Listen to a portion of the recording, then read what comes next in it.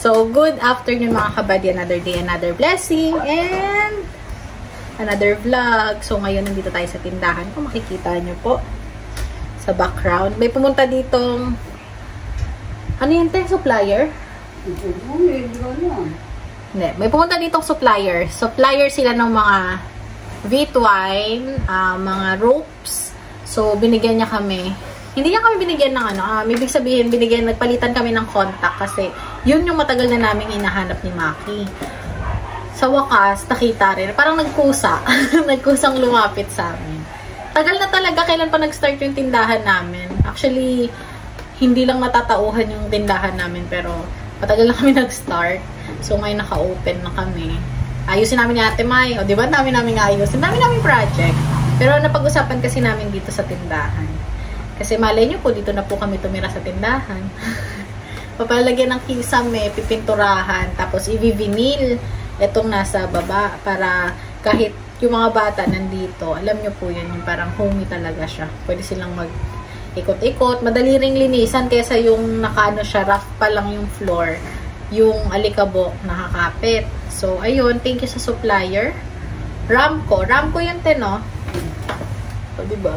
Naglalaro si Ate May ng Super Mario. Ayan. Hindi pala Ramco. Ano siya? Rodeoro. Parang Oro Trading. So, saga Bulacan pa sila.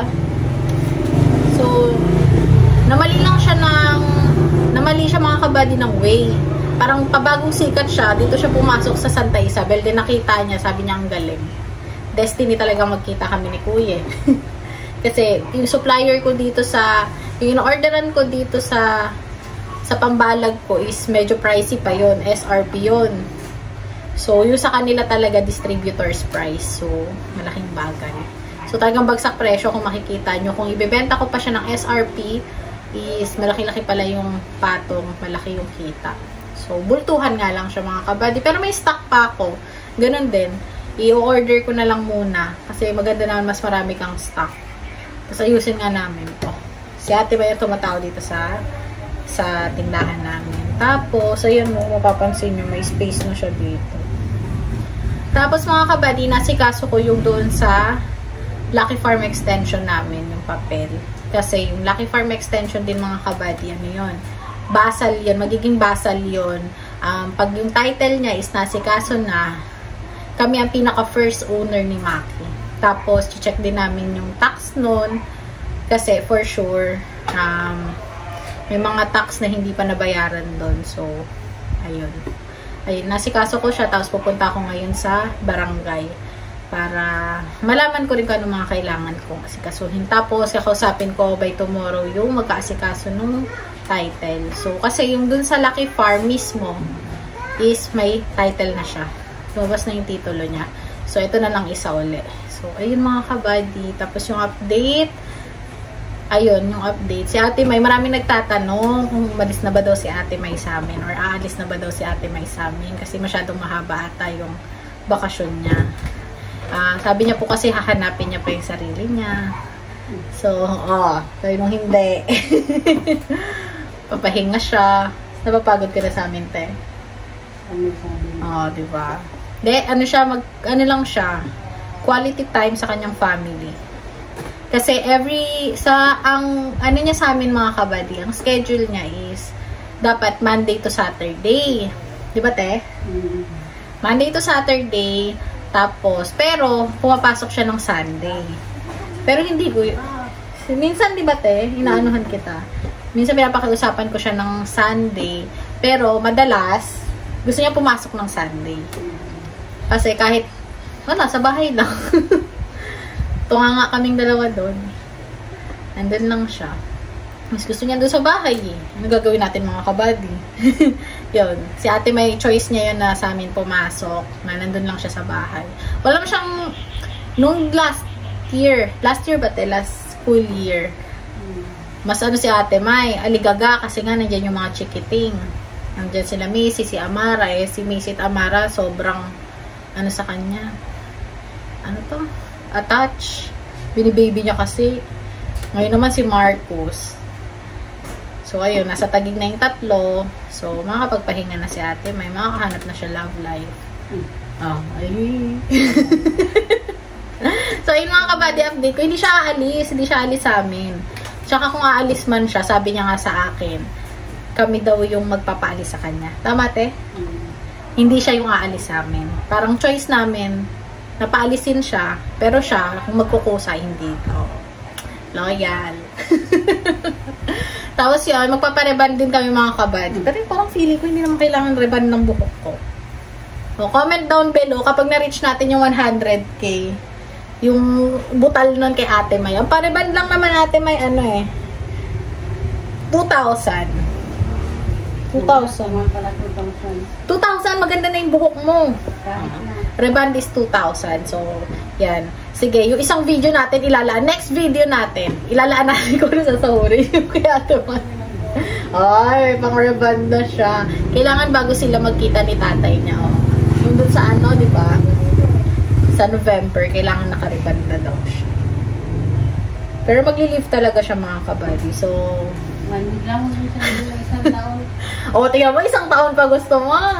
Ikaw lang nagsabi isang taon. Isang linggo, isang buwan lang sinabi ko. O, isang linggo lang sinabi ko sa'yo. Isang linggo. O, yan, nagbago na. Mamimisata ako. Ano na? 1 week na lang. Ewan ko kung anong trip niya. Bala siya.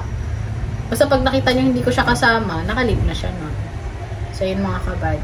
Pero, sa birthday ni Amara, syempre, lapit na. Wait lang. Sa birthday ni Amara mga kabady, sa 13, luwas kami. Kasi 8th birthday niya, tapos nag-request siya ng papamerienda kami dun sa school niya. Alam niya na nga ihahanda buchi, tsaka chowking. So, yun yung gagawin namin mga kabady. Then, after nun, dinner lang kami. Yun lang. Simple lang. Parang hindi naman kailangan bongga. Yun lang yung request niya kasi yung mga bago niyang friends sa school, yung mga teachers. Konti lang naman, hindi pa aabot ng 20 or 10 yung classmate niya, tapos yung teacher. So, ayun lang, simpleng celebration. So, ayun mga kabady, nasa ngayon? Ito papakita ko sa inyo. Pero hindi ko papakita ng zoom in, zoom out. Ito yung papel ng lupa. Ayan, pa.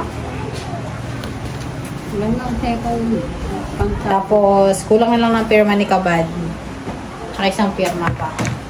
So, papunta kami ngayon. Mamaya, magmamang inasal lang tropa. Yan yung walang load. Mamang inasal lang tropa. Kasama daw yun. Kasama yung team bakod. Budgeted yun, 2,000 pesos. Galing kay Sir Roy. So, galing sa TKKW 2.0. So, ngayon lang siya gagawin. Pasensya na Sir Roy. Sinabi ko naman medyo, ayun nga, naging busy. Sabi niya naman kung kailan lang daw available. So, ayan, good evening mga kabady. Hey! Bale, update ko lang kayo mga kabady dun sa hearing aid ni Bernard kasi nakausap ko si Tita Alma last time. Pinapaschedule niya si Bernard sa Pampanga sa malaking ospital daw po doon. Pero ngayon nga kasi dahil sa mga kababayan natin sa Israel at saka yung nangyayari sa Israel at saka sa Palestine. So, may correct niyo po ako kung mali ako ha. May gerang nangyayari at saka update sa akin ni Tita Alma, hindi sila okay doon. So, ayokong maki-istorbo sa kanila, lalo dadagdag sa isipin nila. So, prayers lang sa lahat ng mga kababayan natin sa abroad, lalo sa Israel, nangyayari sa kanila ngayon na matapos na. Yun talaga. So, Tita Alma, Tito, tsaka sa lahat ng mga kabady sa Israel, at saka sa si Kabady Tess de los Reyes, ayun din po. So, ingat po kayo dyan. Prayers talaga number 1. So, Tita Alma, keep in touch lang po tayo. Update lang. Kasi nag-update kami kay Tita. Kinasabi ko nga sa kanya, ang may ibibigay lang talaga namin is prayers sa panahon ngayon. Lalo, syempre, malayo sila doon. Tapos, sabi nga, pinasok na sila ng terorista. So, di ba parang kung tayo, normal living tayo dito, tapos sila, struggle sila doon kasi hindi nila alam yung safety nila. So, ayun mga kabady. So, prayers lang talaga. Tapos, update ko kayo doon. Hindi ko na kukunin yung kay Tita Alma para hindi niya na kami problemahin. Doon na tayo diretso sa sa Manila. So, yung hearing aid ni Bernard, dadalhin na lang namin at isasama namin siya. Si Bernard ngayon, hindi pa okay kasi yung mata niya, mga kabady, nag-welding siya tapos natalsikan. Ang sabi nila, Maki, masakit daw kapag natalsikan ng nung spark, nung welding, hindi ko alam kung tama, pero namamaga yung mata niya. Tapos nilagnat pa siya ng ilang araw, may trangkaso, so ayun, kaya wala siya mga kabady. Yun lang din yung update. So nandiyan na sila, te?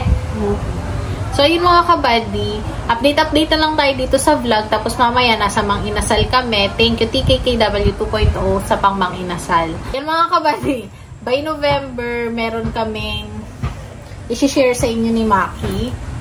I-share namin sa inyo. So abangan nyo mga kabady, abangan nyo. Kasi nakakatuwa, kasi nasa comment section niya yon. Syempre di ko papakita. Tapos marami na rin nagsabi sa amin.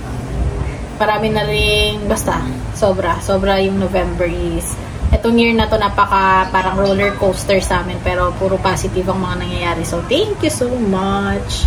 So, ayan, antay na lang namin sila kabady, tapos punta na kami sa Mang Inasal. So, ayun, thank you sa pagsama, kahit nakatambay lang ako. Nasikaso kasi yung papel ng lupa namin. Dito, yung Lucky Farm Extension. So, ayun, daming blessing.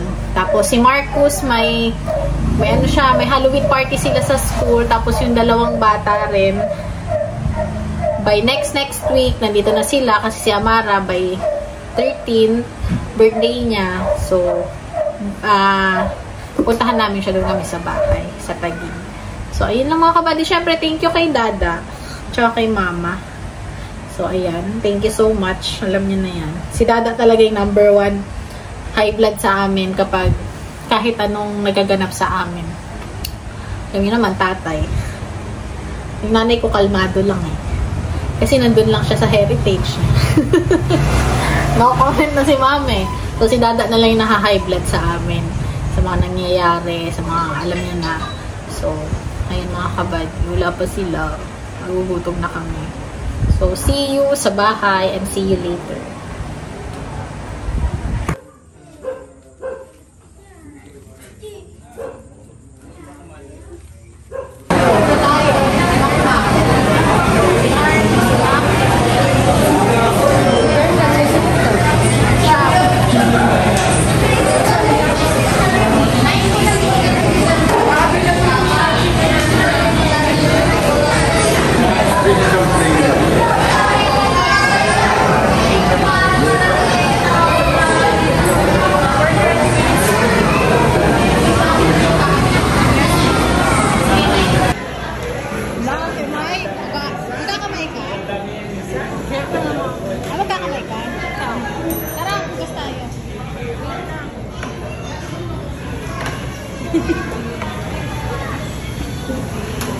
Thank you po, TKKW 2.0. Maraming salamat po. Kakamay kami. Ha? Kakamay. Ayun po si Martes, nagbabalot.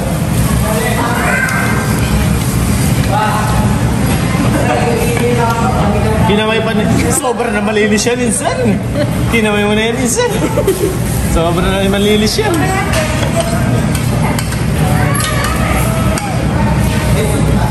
Baka masusog naman to. Para sa kanya kay... Lucky. Lucky na. Lucky. Hindi si Lucky. Dog food si Lucky. Si Lucky dog food. Si Blacky. Di ba inisip mo? Di ba inisip mo ate Maya? Lucky yung Blacky. Ano? Take out kayo. Okay na. Sobra na malinis yan. Sobra na malinis yan. Isang kinamay mo na yan. Sobra na yan. Ayan na, kinamay na ni Insan yan. Kinamay na yung one rice. Yung second rice, kinamay na ni Insan yan. Sobra na malinis yan, Insan. Lagay mo na sili yan, Insan. Lagay mo na sili.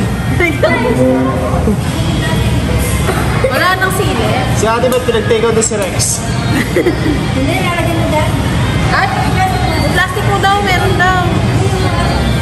Ayun, ang saaso daw kanya. Nagugas na. Hindi pa. Dito pa yan, Insan. Kaya pa dito yan.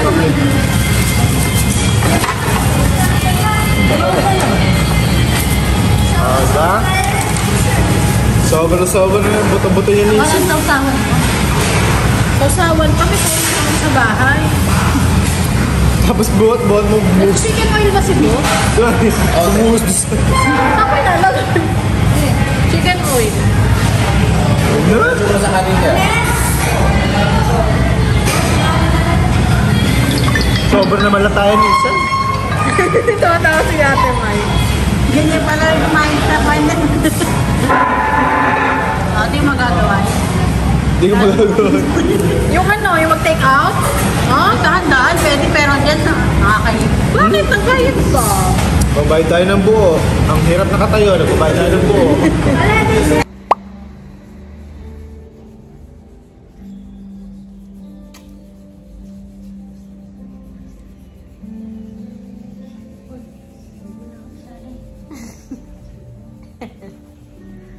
Mga kabady, nandito kami. Si Mary and Anna. So, sinamahan ko lang si Ate May magpa-foods po. Oo, wala pong ginagawa sa akin. Nakaupo lang po ako. Manonood na lang ako dito.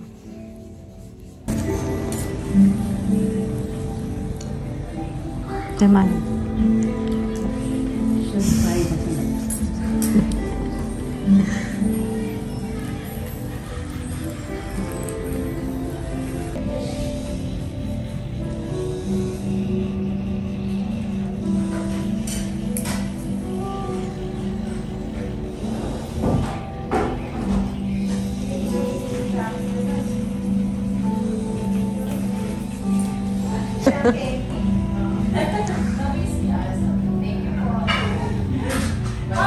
Go ate.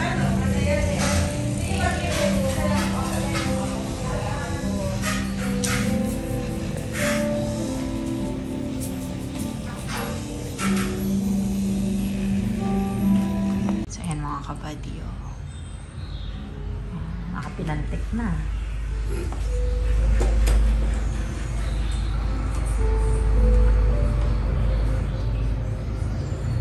Ang kuko po ni Ate May pang Christmas.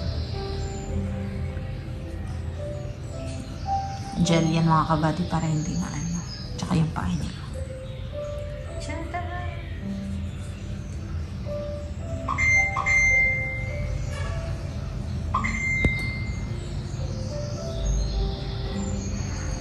Me time mo today, no?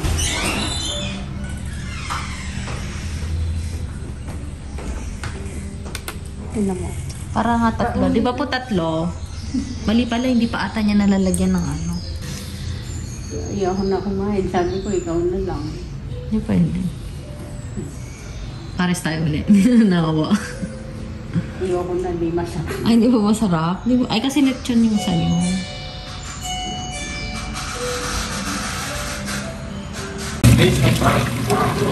Inihaw na talong, saka fried na isda. Tapos, yung kuko niya. Nako. Diba? Ginaganda ng hiwa o mahiwa yung kuko. Matanggal yung ano. Ay, makain mo. Kaya mga kabati.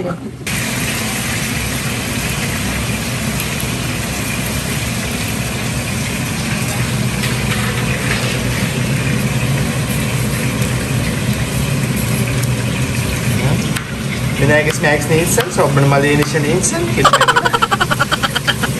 Aga-abitis mo yan, ah. Dito yung favorite kong kutsilyo tayo, ah. Pakapino daw natin. Ano kami? Yung naisip namin ulam ngayon kagabi. Ayaw mo nang ampalayan. Ginisa? Ay, hindi nga tayo nag-ano eh. Nagbumunggo. No? Sarap mong gulo. Bet ko munggo. Friday, birthday ni Mara yung handa.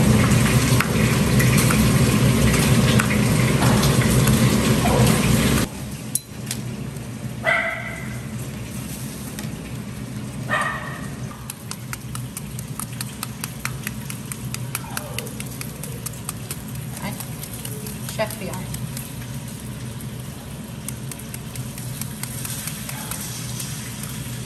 Magkano mangga? 110. Ay, mahal. Request ng boss eh.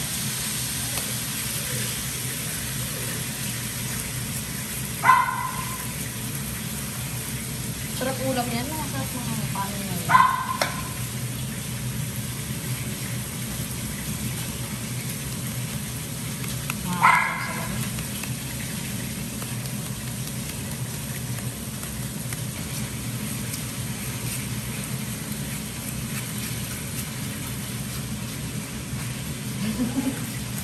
Sayang. 110. Ano yan? Hindi kami yan mo. Kamihan?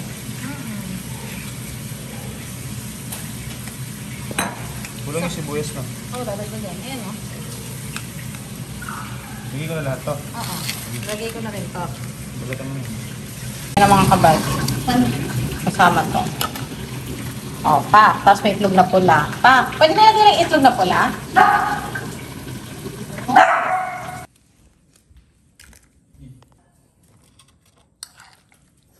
Grabe mo yan. Manta na mga kabady. Yung yaman. Okay lang. Nanood kami balita mga kabal. Kain mga kabady. Handa ba sa magpikas ang ating DNA?